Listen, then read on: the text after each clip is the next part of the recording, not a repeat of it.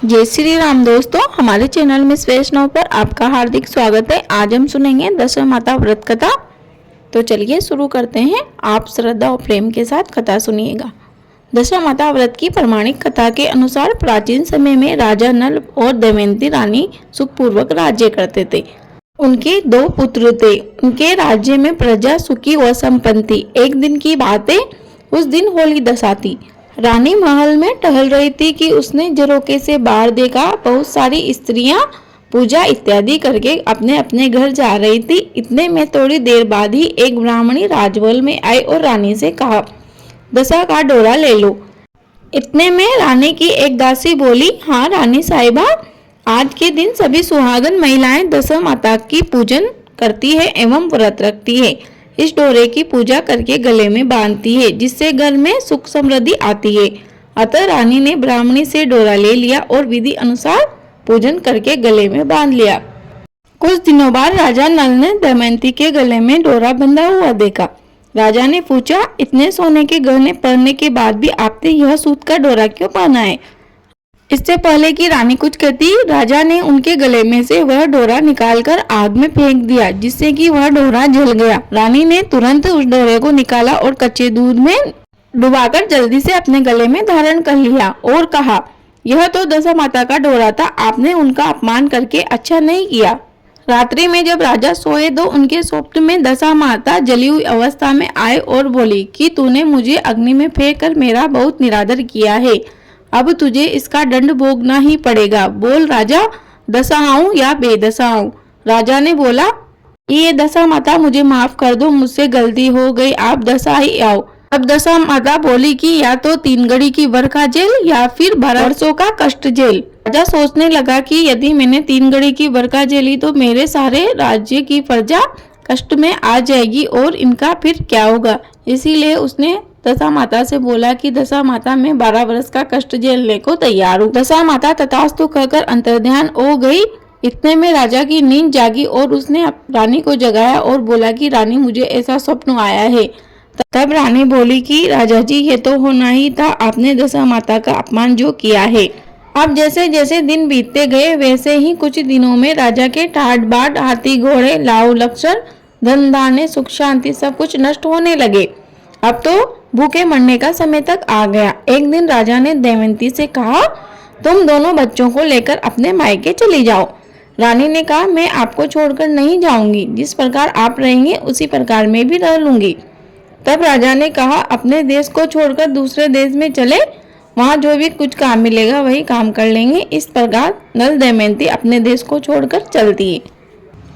चलते चलते उन्हें रास्ते में भील राजा का महल दिखाई दिया। तब रानी ने राजा से कहा कि हे राजा जी, हम अपने बच्चों को यहाँ पर दे जाते हैं, यह कहाँ हमारे साथ साथ कष्ट भोगेंगे। तब राजा ने अपने दोनों बच्चों को अमानत के तौर पर उन भील राजा के पास छोड़ दिया। आगे चले तो रास्ते में राजा के मित्र का गाँव आया। राजा ने रानी से कहा, चलो हमारे मित्र के घर चलें। मित्र के घर पहुंचने पर उनका खूब आदर सत्कार हुआ और पकवान बनाकर भोजन कराया। मित्र ने अपने शयन कक्ष में उन्हें सुलाया। उसी कमरे में मोर की आकृति खूंटी पर टके हुए बेशकीमती हार को निगल रही थी। मध्य रात्रि में जब रानी की निंद्रा खुली तो उसने देखा कि यह मोरनी तो इस हार को निगल रही है। जैसे ही इनके मित्र उठेंगे तो वह हमें जेल खाने में डाल देंगे और कहेंगे कि यह कैसा दोस्त है जो हमारे घर चोरी करने आया है। ऐसा सोचकर रानी ने राजा को जगाया और कहा कि चलो चलो, यहाँ से चलो, आपका मित्र आ जाएगा तो हमें जेल खाने में डाल देगा। वह राजा रानी दोनों मध्य रात्रि में वहां से निकल गए और होते ही राजा के मित्र की पत्नी ने खूंटी पर अपना हार देखा। हार वहां नहीं था। तब उसने अपने पति से कहा, तुम्हारे मित्र कैसे हैं जो मेरा हार चुराकर रात्रि में ही भाग गए।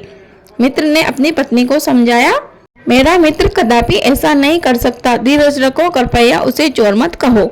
आगे चलने पर राजा नल की बहन का गांव आ गया। राजा ने अपनी बहन के घर पर खबर पहुंचाई कि तुम्हारे भाई भौजाई आए हैं। खबर देने वाले से बहन ने पूछा, उनके हालचाल कैसे हैं? वह बोला, दोनों अकेले हैं, पैदल ही आए हैं तथा वे दुखी हाल में हैं। इतना सुनकर बहन थाली में कांदा रोटी रखकर भैया भाभी से मिलने आई। राजा ने तो अपने हिस्से का खा लिया, परंतु रानी ने जमीन में गाड़ दिया। और आगे चल दिए। चलते चलते एक नदी मिली। राजा ने नदी में से मछलियां निकालकर रानी से कहा, तुम इन मछलियों को बूझो, मैं गांव में से परोसा लेकर आता हूँ। उस गांव का नगर सेठ सभी लोगों को भोजन करा रहा था। राजा गांव में गया और परोसा लेकर वहां से चला तो रास्ते में चील ने झपट्टा मारा और सारा भोजन नीचे गिर गया। राजा ने सोचा कि रानी विचार करेगी कि राजा तो भोजन लेने गए थे और मेरे लिए कुछ भी नहीं लाए। उधर रानी मछलियां बूझने लगी तो दुर्भाग्य से सभी मछलियां जीवित होकर नदी में चली गई। रानी उदास होकर सोचने लगी कि राजा पूछेंगे और सोचेंगे कि सारी मछलियां खुद ही खा गई। जब राजा आए तो मन ही मन समझ गए और वहां से दोनों फिर चल दिए। अब चलते चलते रानी के मायके का गांव आया। राजा ने कहा, तुम अपने मायके चली जाओ, वहां दासी का कोई काम कर लेना, मैं इसी गांव में कहीं नौकरी कर लूंगा। इस प्रकार रानी महल में गई और अपनी माँ से बोली कि माँ जी, मैं आपके यहाँ सब काम करूंगी, बस आपकी बहुओं के जूठे बर्तन नहीं मांजूंगी और उनके बिस्तर नहीं उठाऊंगी। दमयंती की हालत बहुत बुरी थी, इसी कारण उसकी माँ ने उसे नहीं पहचाना और बोला कि तुम आज से ही यहीं रहो और जो तुम्हारी इच्छा हो वही काम करो। इस प्रकार वह रानी अपने ही मायके में दासी का कार्य करने लगी और राजा तेल की घानी पर काम करने लगा। उन दोनों को काम करते करते 12 वर्ष बीत गए। 12 वर्ष बाद जब होली दशा का दिन आया तब सभी रानियों ने सिर धोकर स्नान किया। दासी ने भी स्नान किया। दासी ने रानियों का सिर गुथा तो राजमाता ने कहा, मैं भी तेरा सिर गुथ दूं। ऐसा कहकर राजमाता जब दासी का सिर गुथ रही थी तब उसने दासी के सिर में पद्म देखा। यह देखकर राजमाता की आंखें भर आए और उनकी आंखों से आंसू की बूंद गिरी। आंसू जब दासी की पीठ पर गिरे तो दासी ने पूछा, आप क्यों रो रही हो? राजमाता ने कहा, तेरी जैसी मेरी भी बेटी है, उसके सिर में भी पद्म था, तेरे सिर में भी पद्म है। यह देखकर मुझे उसकी याद आ गई। तब दासी ने कहा, मैं ही आपकी बेटी हूँ। दशा माता के प्रकोप से हमारे बुरे दिन चल रहे हैं, इसीलिए मैं यहाँ चली आई। माता ने कहा, बेटी तूने यह बात हमसे क्यों छुपाई? दासी बनी रानी दमयंती बोली, माँ मैं सब कुछ बता देती तो मेरे बुरे दिन नहीं करते। आज मैं दशा माता का व्रत करूंगी और उनसे गलती की क्षमा याचना करूंगी। अब तो राजमाता ने बेटी से पूछा, हमारे जमाई कहाँ है? बेटी बोली, वे इसी गांव में तेली के घर काम कर रहे हैं। अब गांव में उनकी खोज कराई गई और उन्हें महल में लेकर आए। जमाई राजा को स्नान करवाया, नए वस्त्र पहनाए और पकवान आदि बनाकर उन्हें भोजन कराया गया। अब दशा माता के आशीर्वाद से राजा नल और दमयंती के अच्छे दिन लौट आए। कुछ दिन उन्होंने वहीं बिताए और फिर अपने राज्य को जाने को कहा। दमयंती के पिताजी ने दमयंती को खूब सारा धन, लाव लश्कर, हाथी घोड़े आदि देकर बेटी जमाई की विदा की। रास्ते में वही जगह आई जहां रानी ने मछलियों को भुना था और राजा के हाथ से चील ने झपट्टा मारने से भोजन जमीन पर गिर गया था। तब राजा ने कहा, तुमने सोचा होगा कि मैंने अकेले ही भोजन कर लिया, परंतु चील ने झपट्टा मारकर गिरा दिया था। अब रानी ने कहा, आपने भी सोचा होगा कि मैंने मछलियां बुनकर अकेले ही खा ली, परंतु वे तो जीवित होकर नदी में चली गई थी। चलते चलते अब राजा की बहन का गांव आया। राजा ने बहन के यहाँ खबर भेजी। खबर देने वाले से उसकी बहन ने पूछा कि उनके कैसे हाल चाल है। उसने बताया, वे बहुत अच्छी दशा में हैं, उनके साथ हाथी घोड़े लाव लश्कर है। यह सुनकर राजा की बहन मोतियों का थाल सजाकर आई। तभी रानी दमयंती ने धरती माता से प्रार्थना की और कहा, माँ आज मेरी अमानत मुझे वापस दे दो। यह कहकर उस जगह को खोदा जहाँ कांदा रोटी गाड़ दिया था। खोदने पर रोटी तो सोने की और कांदा चांदी का हो गया। ये दोनों चीजें बहन की थाली में डाल दी और आगे चलने की तैयारी करने लगे। आगे चलकर वह राजा रानी अपने मित्र के घर पहुंचे। उन्हें देखकर मित्र की पत्नी ने सोचा कि ओ फिर से आ गए ये दोनों, अब की बार पता नहीं जाने क्या चुरा कर ले जाएंगे। राजा के मित्र ने उनका सत्कार और सम्मान किया। रात्रि विश्राम के लिए उन्हें उसी शयन कक्ष में सुलाया। जैसे ही मध्य रात्रि हुई वह मोरनी उस हार को उगलने लगी।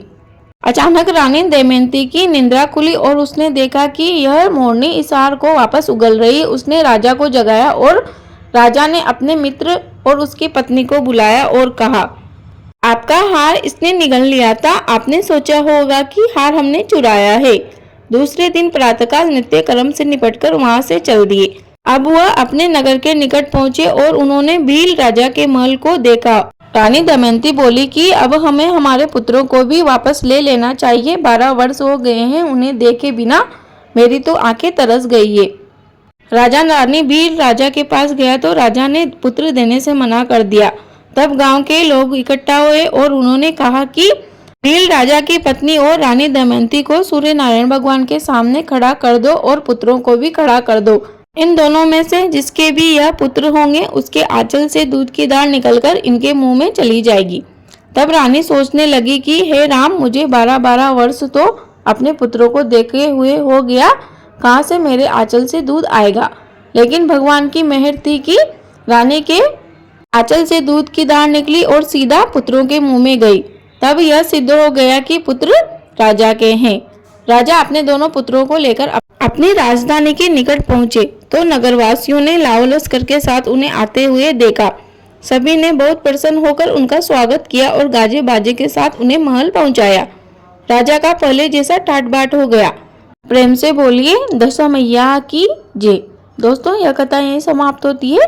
कहानी अधूरी रही हो तो पूरी कर जो, पूरी हो गई हो तो मान कर जो। हे दशा माता, जैसा आपने राजा नल व दमयंती के साथ पहले किया वैसा किसी के साथ मत करना, और जो आपने उन दोनों के साथ बाद में किया वैसा सभी के साथ करना।